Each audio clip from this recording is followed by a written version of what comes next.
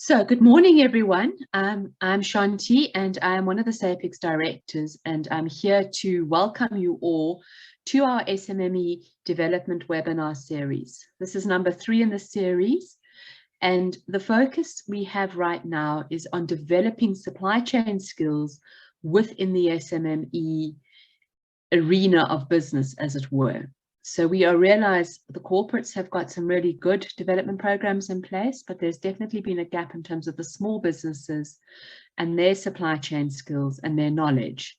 So this is really a fantastic opportunity whereby SAPEX is partnering with various individuals and organizations to bring you some supply chain material that is useful and user-friendly for your small and medium-sized business. And Ken, who is on the call, will be doing the presentation today. Ken is a seasoned SAPEX representative, past president of SAPEX and director, and if those of you who don't know him, the demand-driven expert within the SAPEX community. So I'd like to welcome Ken. Those of you who are with corporates, this is not going to be useful to you, but I think it's quite important that you also consider your supplier development programs and things like that, because it is an opportunity for you in the future to perhaps bring some of them on board, those organizations that you are developing within your supplier development and enterprise development programs. So Ken, over to you. I will keep an eye on the questions, and at the end, I will help Ken in terms of facilitating those questions. So if anyone does have a question, please use the chat function. Thanks, Ken. Yes, thanks, Shanti. And well, in Cape Town, it's a good afternoon. You welcomed everybody to a good morning there, I think, Shanti, did you? Sorry, I've been dealing with America all week. They're ahead of us, behind us. That's a good excuse, a good excuse. Okay, so it's a beautiful day in Cape Town, so I thought I'd take my helicopter up this afternoon and broadcast from a helicopter. So I think this is the first hot day we've had in Cape Town for a long time, so it's really beautiful here today. So today we're going to be talking about inventory replenishment. We're going to be going through a summary really of a particular course that we've got, which is available to our SMME members, and just give you an idea of the sort of things that you need to be thinking about, the sort of things you need to be looking at, the sort of things you need to understand if you want to make a good job of inventory replenishment. And I think one of the most important things about inventory is that inventory is the lifeblood of your business. Whether you're a distributor or a manufacturer and distributor, inventory is your lifeblood. It is your business. Inventory is your business, and the flow of inventory into and out of your business is very important. And the speed of that flow is very important as well. So I always say that the people you have looking after your inventory should be the best educated, best trained, most empowered, and probably the most highly paid people within your organization, because inventory is typically the largest asset that you have in your business, and you need to have these good people looking after that major asset. So let me see if I can get this going here. Oops. So we're going to be talking about a course which is available called the Inventory Team Leader, and I'm just going to be going through some of the material that's available in this course, just to give you an idea of the sort of things that you should know about. So what is the main objective of inventory management? Well, we've got a little definition here. Inventory management can be described as a method used for organizing, holding, and replenishment of stock, with the main goal to keep the inventory at an optimal level without stockouts and excesses. Now, it's very important about that optimal level, because inventory is an investment in your business and you want to get a return on that investment. If you have too little, you are probably expediting more stock in, which is costing you money. And if you have too much, you've now spent money on something that you're not going to get a return on. So getting that optimal level is pretty important, isn't it? So the role of inventory replenishment then, we need to manage inventory levels properly. We need to identify those items that are excess or items that are obsolete or past their sell-by date and get them out of the system because they just clutter up the system. We need to have good measurements of inventory, monitor your inventory in measurements and ensure having the right goods are available at the right time. Accurate information is absolutely crucial, and it's important that you know exactly what you have and exactly where it is in real time. And I always tell people that your inventory records in your system should be like your bank account, 100% accurate and real time. And that's very important because people are going to be looking in the system and looking at what inventory you have and making business decisions. And if the inventory records are incorrect or they're late or past due, then you're going to get people making the wrong business decisions. And of course, at the end of the day, we need to be able to meet the demand out there in the marketplace as well. But there are lots of different types of inventory that we find within our supply chains, within our manufacturing plants, within our distribution networks, and they can be broken down into raw materials. These are coming into your manufacturing plant.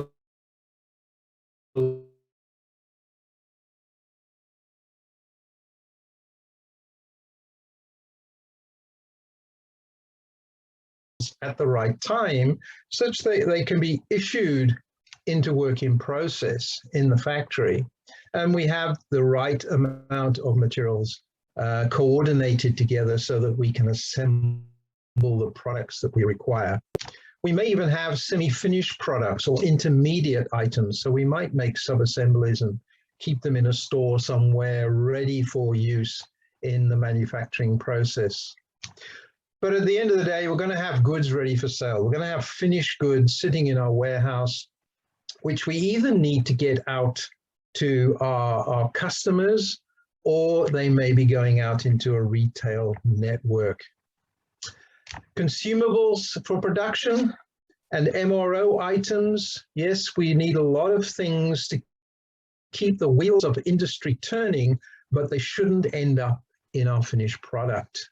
MRO items, those maintenance, repair, and operating supplies, all those spare parts we need for the machines, the supplies we need in our offices, cleaning materials, tea, coffee, and toilet rolls, all form part of those MRO supplies. And again, we need to make sure that we have sufficient of them to keep industry running and turning.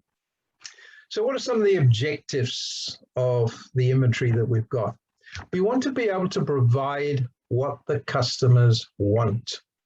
So it's not what we think the customers might need in the future, but what do the customers actually need? And if we don't have it, we can have lost sales. Now, lost sales mean that we lose the profit on that particular sale. But if it happens too often, then we might lose the customer. And we probably won't know that until further down the road. So availability on shelf for most items is incredibly important, isn't it? We want to prevent holding of incorrect inventory. So we need to have the right inventory at the right place at the right time. And also to prevent damaged inventory and customer returns. Inventory can get damaged very easily if we don't look after it properly. And when it comes to customer returns, I usually find this is where we make quite a few mistakes. We have some pretty good processes for getting materials down the supply chain to the customer, but once they start coming back, the processes we have generally are not very good, and we try and make it up as these things come back. And often a lot of mistakes are made in that area. So it's an area that I think a lot of companies could focus on a little bit better. And don't forget, it's not only sending material back because it was the wrong material or it's poor quality, but we should be getting more and more materials being returned for recycling, reuse, remanufacture, etc. And I think that's going to become a much larger portion of the supply chain. So we need to match the supply with demand. We don't want to have too much inventory, and on the other hand, we don't want to have too little. So finding that right balance of having the right amount is very challenging indeed. And if you look at the supply chain down the bottom here, we have both internal and external supply chains.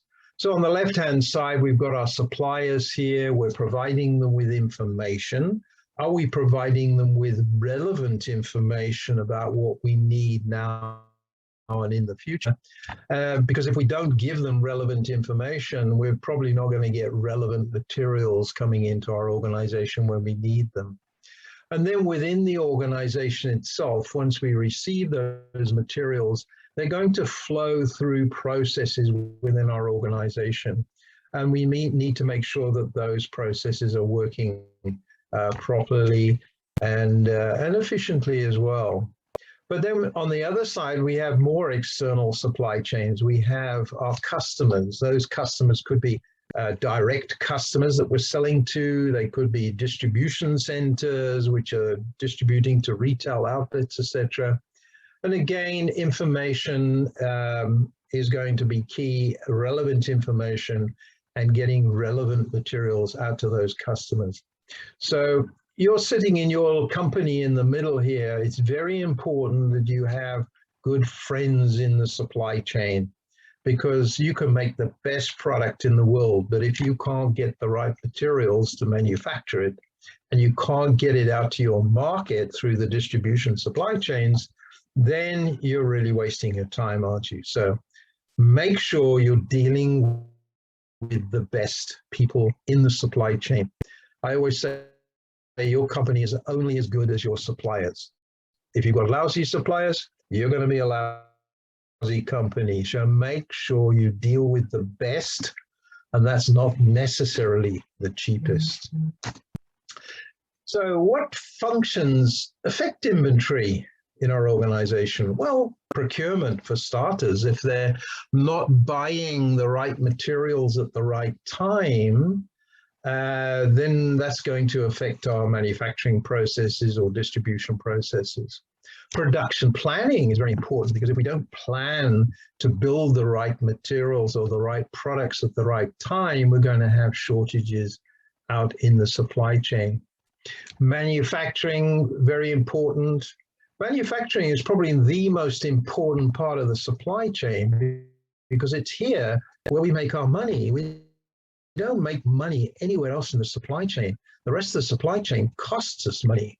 But in manufacturing, we're taking raw materials and adding value to those raw materials. So this is the only place in the supply chain where we actually only add value. So manufacturing is an incredibly important part of the supply chain, and we need to make sure that the materials are available for them, and those materials are the right quantity and specifically the right quality as well. Distribution is going to affect inventory, isn't it? Having the right materials going through that distribution supply chain and making sure those materials flow through that supply chain as well. Because another important part is inventory only has value when it's moving. As soon as it stands still anywhere, it gathers dust and it gathers cost. So we must try and keep inventory moving as much as possible. After sales service can affect inventory as well. We might need spare parts. When you take your car down to be serviced every 15,000 kilometers, we expect that those parts are going to be available so that they can do the service for you. Finance and management can have an effect on inventory. Typically management by the policies that they might put in place. And I've come across a couple of companies in my time where management has said, oh, we have too much inventory. Let's take out all the safety stock. I mean, what a crazy policy to put in place. But they've done it. And of course, it hasn't done the company any good at all. So sometimes management with their policies affect inventory. Security and risk. Well, yes, we need to keep our inventory secure. I always say to people, if you've got a desirable product, somebody is plotting to take it away from you at this very moment in time. And we need to make sure that inventory is secure in our warehouses and in our stores and in our supply chains. Very important. And also we have that risk. As soon as we have inventory, we have risk. We have risk that it could get damaged. There could be a flood, there could be a fire, it could get stolen. So there's a lot of risks. It could become obsolete. Health and safety is another issue here as well, particularly when we're dealing with products that are hazardous in some way. We need to make sure that people understand how to look after these hazardous materials. And what happens when there's a spill, there's damage? What do they do? And I've seen some horrific issues where, you know, like a drum of printing ink fell off a truck at a receiving bay, and the guy's got the hose out and hosed it down the drain, which got into the Strait and the river. And it cost that company a fortune to go and clear that up. But nobody had told them how to handle these products. Efficient space utilization is important as well. Making sure that in your warehouses you have a place for everything and everything is in its place. So housekeeping is incredibly important. I hate to see things lying all over the floor. And then quality control, of course, making sure that what materials are coming in are of the right quality. So a lot of functions within the business have an effect on our inventory.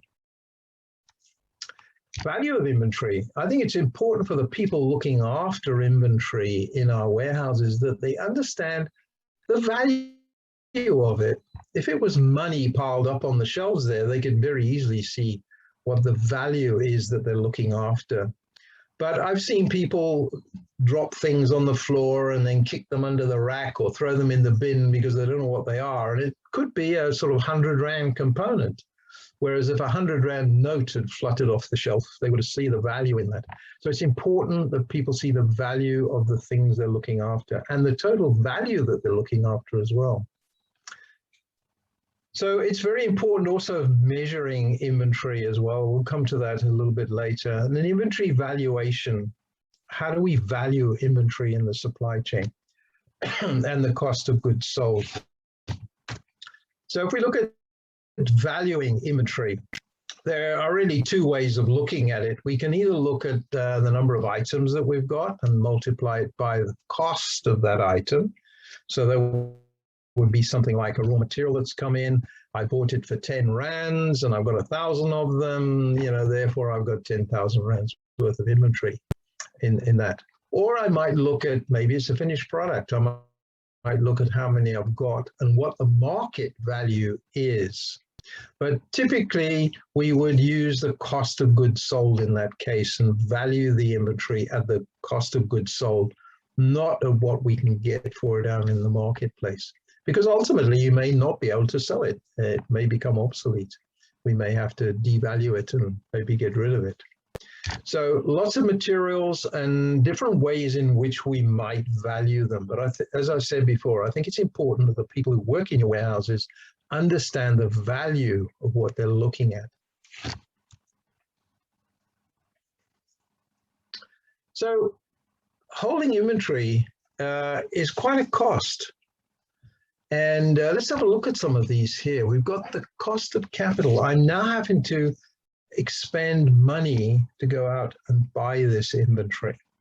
So there's that lost opportunity cost. Let's say I've got R1 million and I'm going to decide what to do with it. Well, I could go and buy some inventory, or possibly I could go and invest that R1 million somewhere else and get a better return. So I said it's got the cost of capital here, which let's say in South Africa, let's say we go and borrow some money, it might cost us, 10% to borrow money from the bank.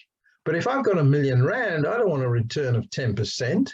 I want a higher return. Maybe I can invest it on the stock exchange or cryptocurrencies or a friend's business down the road and get 20 or 25% return on that money. So therefore, it's all about the lost opportunity cost. So when you're looking at holding cost of inventory, don't just look at the cost of borrowing that money from the bank. Look at the lost opportunity cost, where you could have invested it somewhere else and got a better return. Space. is expensive. Every square meter in your warehouse is costing you money, and we need to make sure that we're getting the best use out of that space as well. There's administration costs. Okay, in the warehouse, we've got heating, lighting, there's office space required. There's a portion of your computer system so we can track the inventory in and out of the system. And of course, we need labor, and the labor needs to have benefits, and needs tea, coffee, and toilet rolls.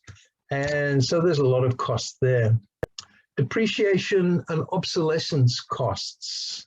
Okay, if material becomes obsolete, or it goes past its sell-by date and I have to throw it away, there are costs involved there. If I've got several million rands worth of stock sitting in a warehouse, then I better have insured it. Okay, because if there is a tragedy like a flood or a fire or something, I need to make sure that that cost or that investment is insured.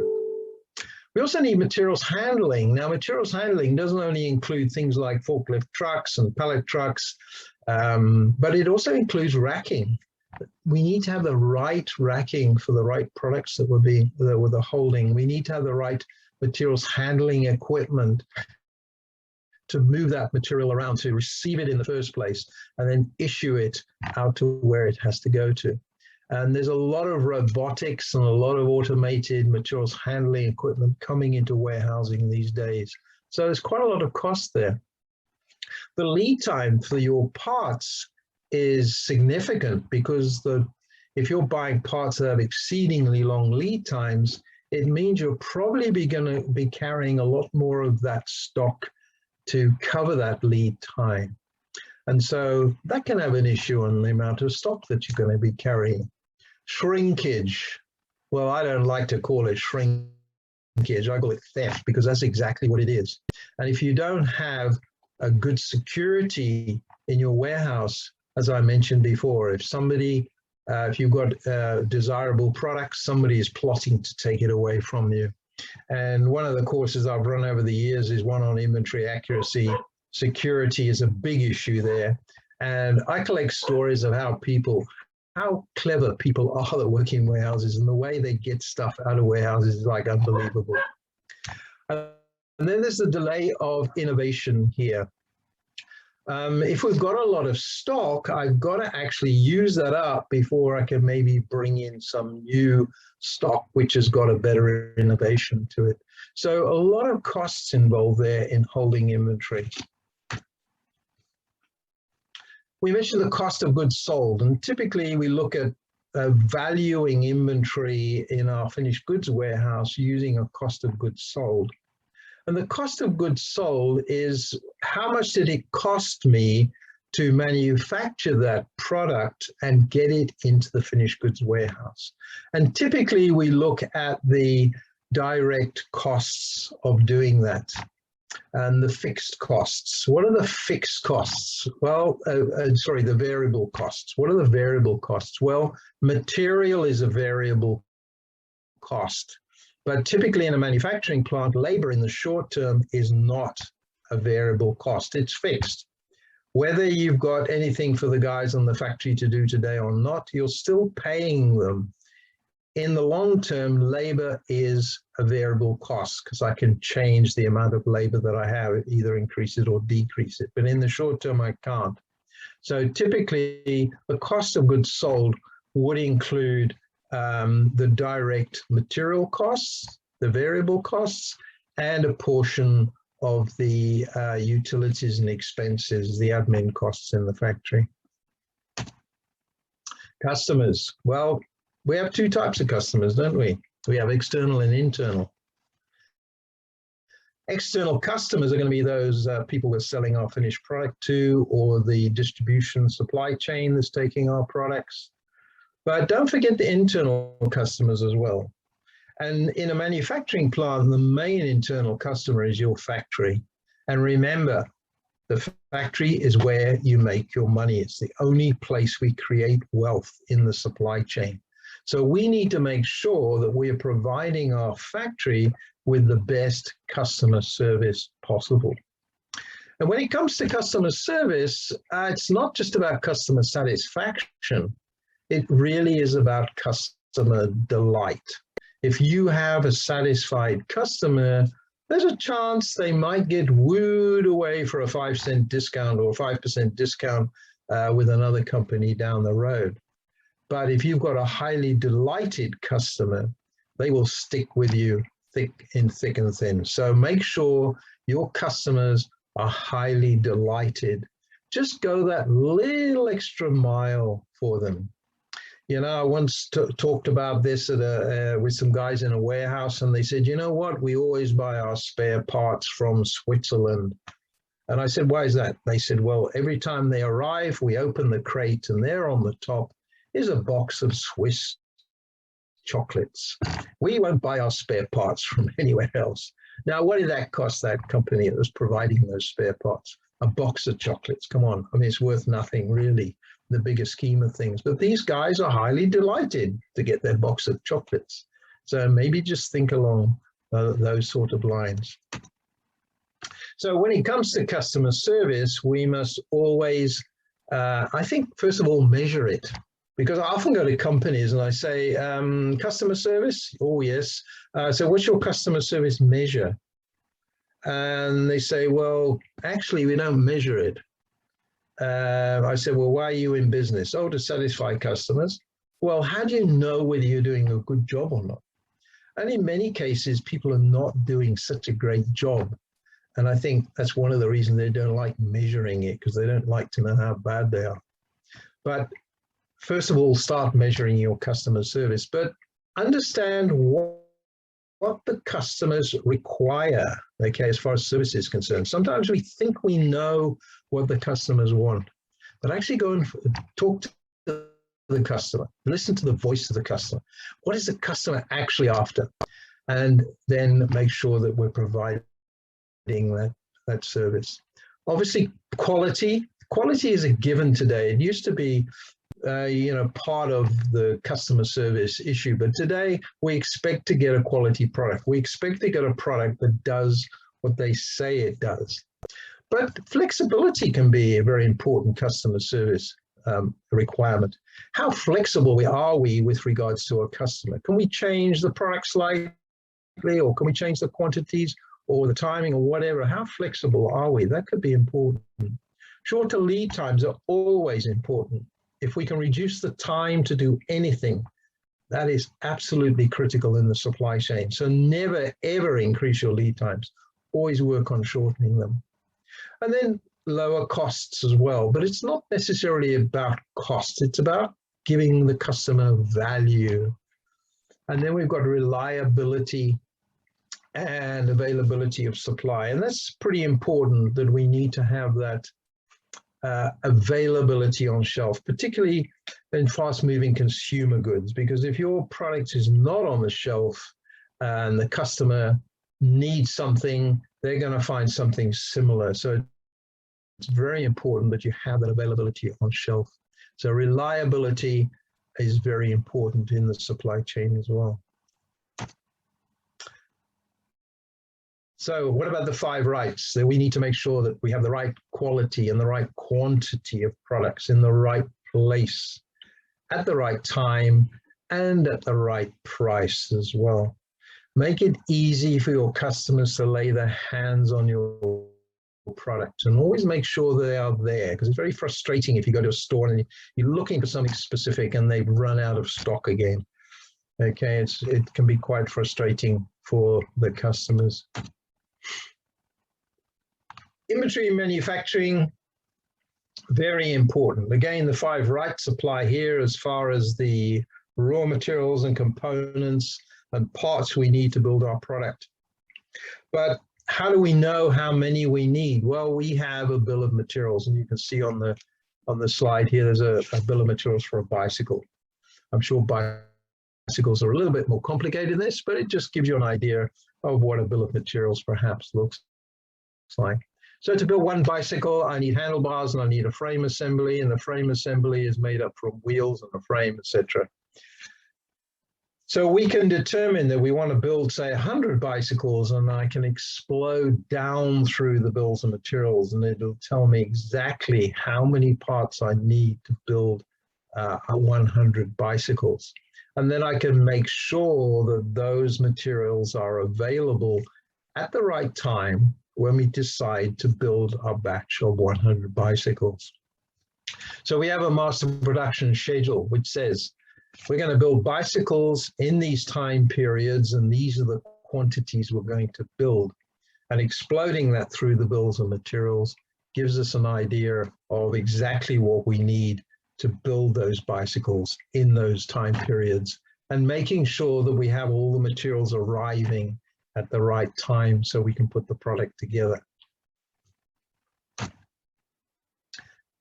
Technology is playing a huge part in inventory and inventory management and inventory replenishment. Typically, most companies have what we call an ERP system, an enterprise resource planning system, which is basically the core system for your business. It's where you would probably have your purchase orders, your manufacturing orders, your customer orders, your bills of materials and routines, etc. And you would have some form of inventory management, but it's just a core system where we keep all our major databases, in other words. But you could need something more specific or more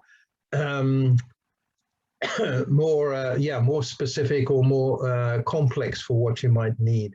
If you're really into warehousing, you're probably going to need, say, a warehouse management system, which gives you a lot more functionality than perhaps a basic ERP system. If you're into transportation, you're probably going to need a transportation management system integrated into your ERP system so that you can manage your transportation. So quite often people have this core ERP system and then go and look for best of breed software which they can hook into their ERP system, which does specific jobs.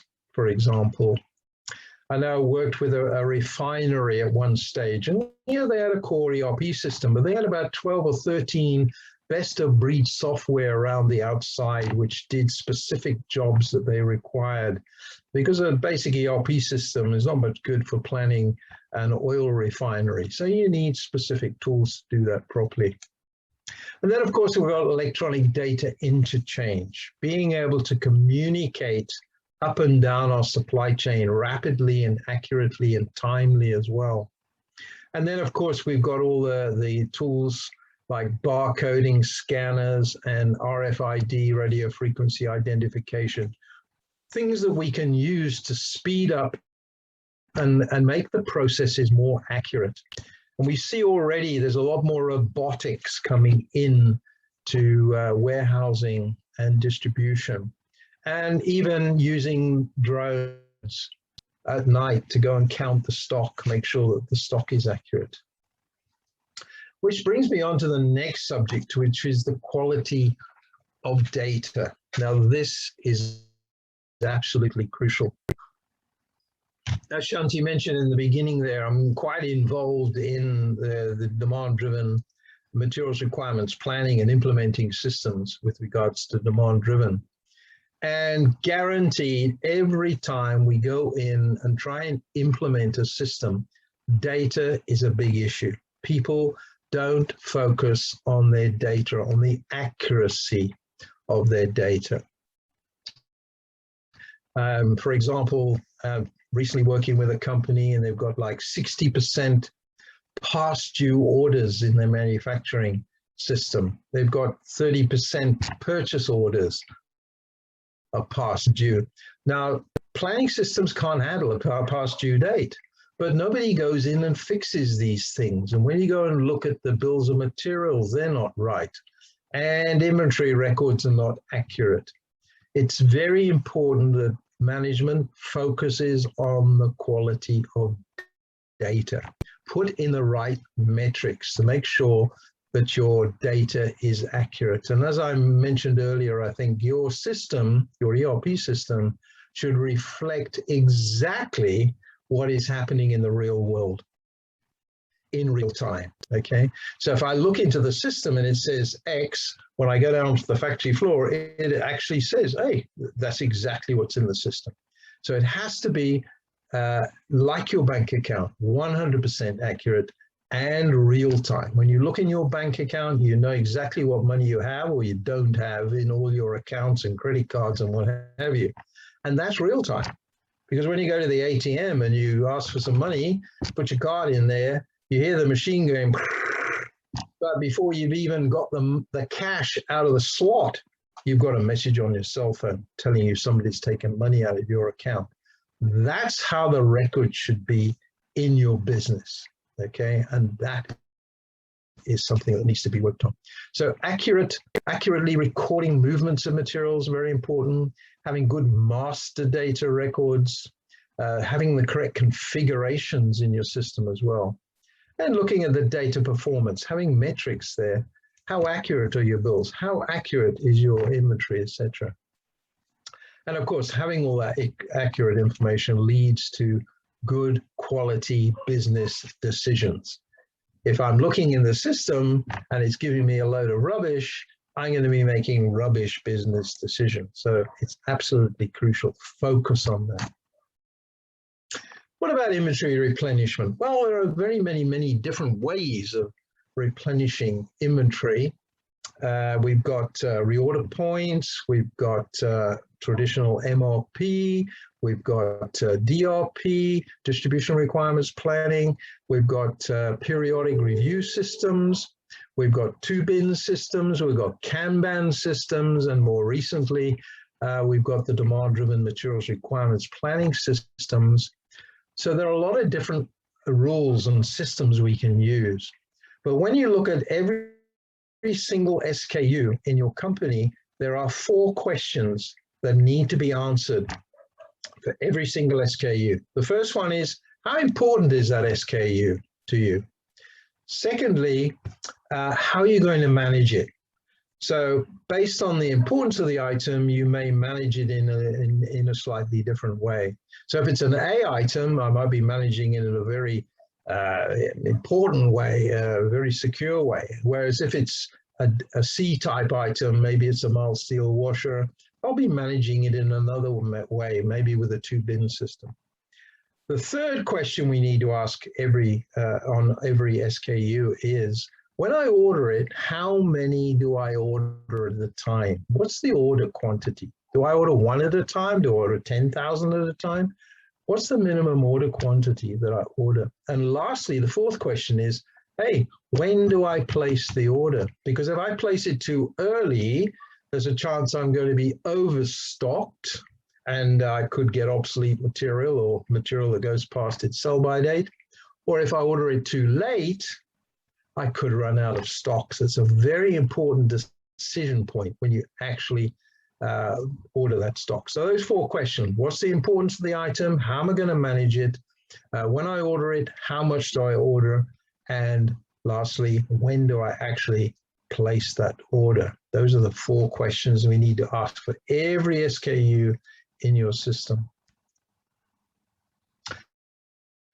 So what about measuring inventory? We need to have some good inventory measures, all right? Inventory turns is a very good one, or days of inventory. If you're a little way up the supply chain, manufacturing around there, you're probably talking about inventory turns. In other words, inventory comes into my system and I convert it into a finished product and then I sell it. What's the time between when the material comes in and when I sell that finished product? Okay. What time does that take? And I can work out the number of inventory turns that I might have in my business. So if I work out inventory turns, which is typically annual cost of goods sold divided by average inventory, and I get a figure of 2, it means that I'm turning my inventory over every 6 months. That means that material's coming into my business, and only 6 months later does it actually leave as a finished product to my customer. Now that's not very good, is it? That's not very good flow. And we have to finance that 6 months of having that material in our business. So we want to get the inventory turns up. I think in a lot of businesses, if you've got inventory turns of 12, that's not too bad. It means you're turning your inventory over every month. But in a car assembly plant, the wheels are the last thing that go on the car. And they come in the morning, they get put on the car, and the car drives off the production line in the afternoon. Their inventory turns are 365. It doesn't get any better than that. If you're down in the retail end, we often talk about days of inventory. In other words, I have some inventory and I've got an average daily usage for that inventory. How many days will that last before I run out if I don't get any more in? So that's another measure. But of course, days of inventory, I want to try and reduce, whereas inventory turns, I want to try and increase. And then things like write-offs. Do we have to write off inventory because it's gone past its sell-by date or it's obsolete? What about stock-outs, measuring how often you're stocked out? And then looking at what your perfect order might be and what the perfect order service might be in your business. We want to try and get that as high as possible. And people are achieving very high levels of customer service looking at demand-driven methodologies these days. Way up in the 98s, maybe even 100%. So worth having a look at demand-driven materials requirements planning as a methodology for replenishing inventory. Of course, we've got inventory all over the supply chain, and it's internal and it's external, and it all adds up to the cost, all this inventory within our supply chain. And then you may have heard of the bullwhip effect.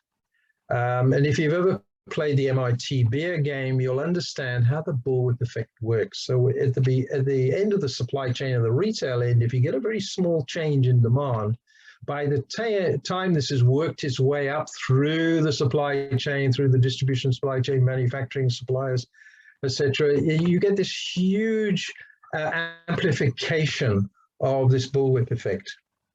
Now, if you are interested in the bullwhip effect and how we mitigate it using demand-driven methodologies, on the 22nd of September, SAPICS is having a three-hour workshop, no 3-day, a 3-hour workshop.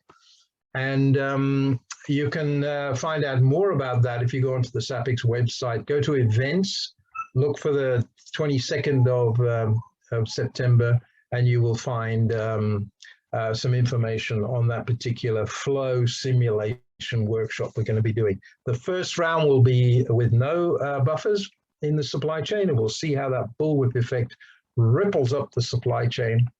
And the second round of the game will put in some buffers, and you'll see how it mitigates that bullwhip effect and improves the customer service. So distribution network decisions as well we need to make. How are we going to manage the distribution network? Are we going to have it centralized or decentralized? And there are positives and negatives for each of those. We need to identify the essential resources that we need out there in the distribution network.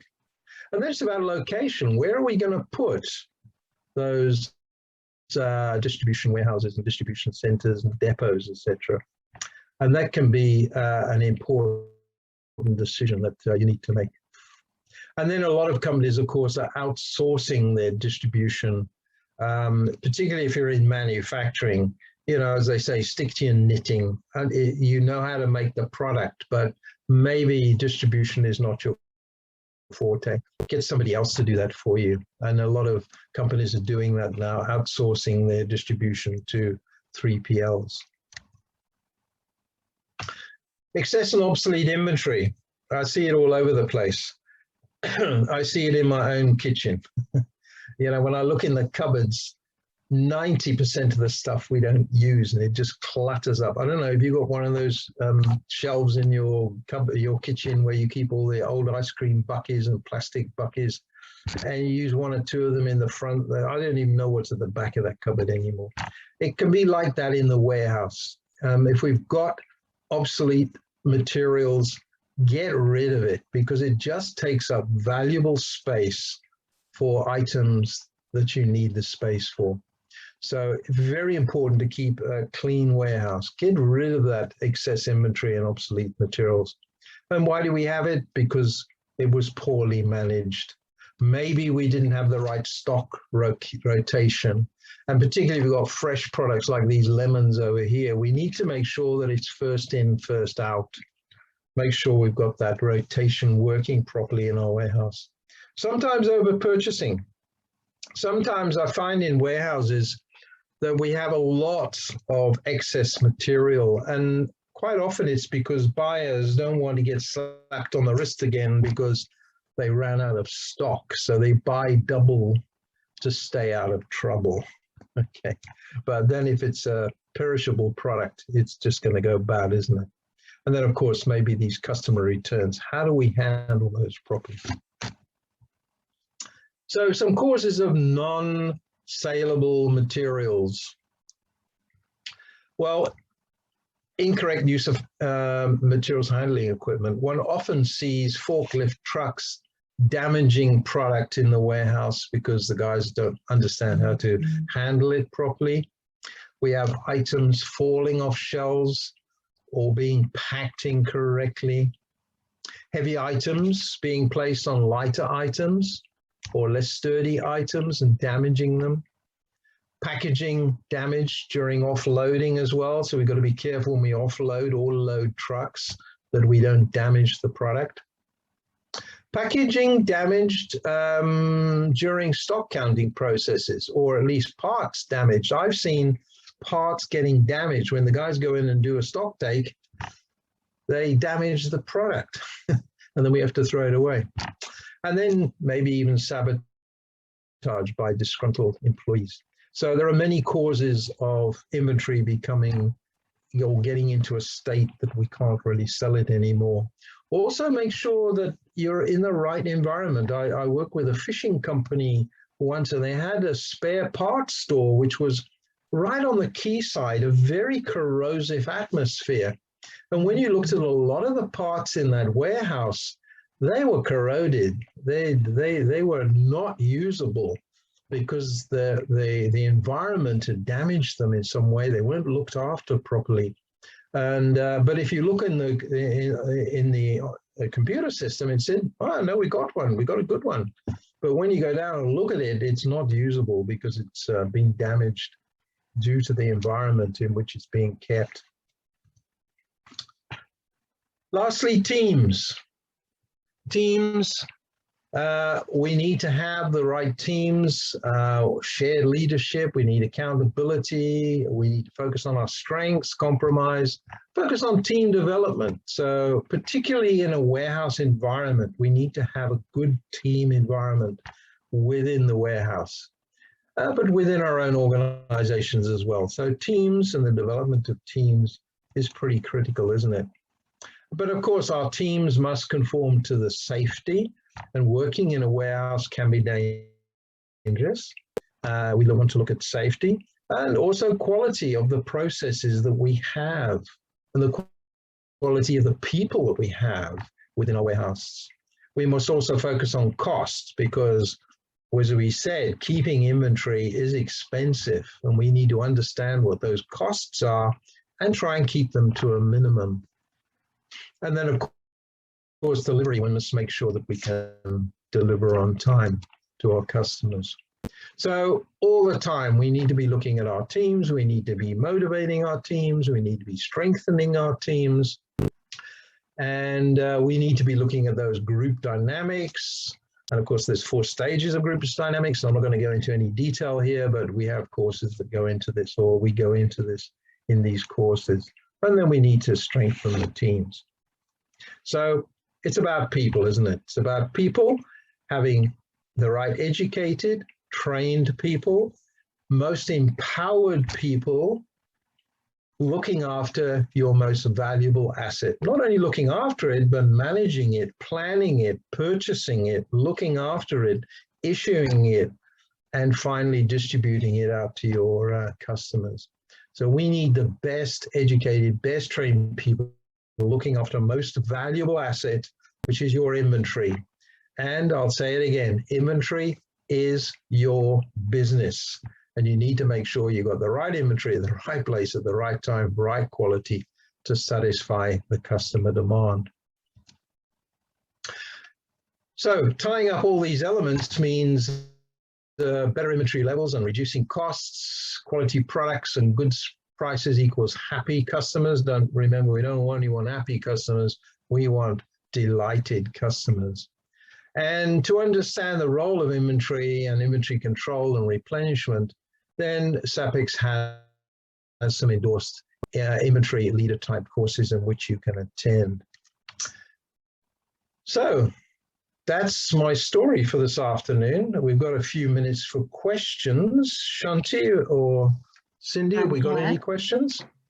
I haven't seen any questions, Ken, in the chat. Is there anyone on the conversation or on the call who has any specific questions? While we're waiting for questions, just a reminder, this is just an introduction to a course that we do offer a full course in.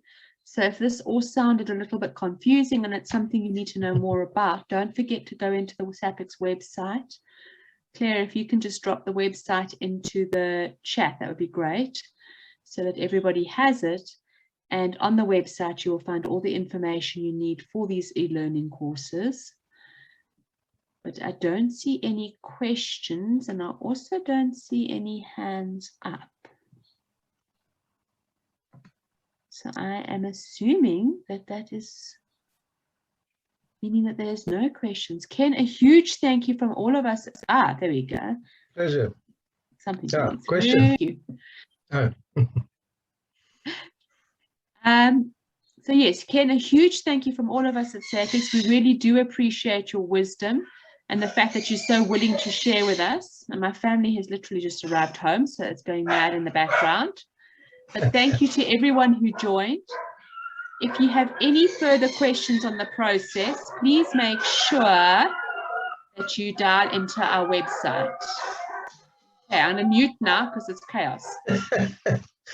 Yeah, I don't know whether anybody heard my dogs whining during the presentation there, but thanks everybody for attending.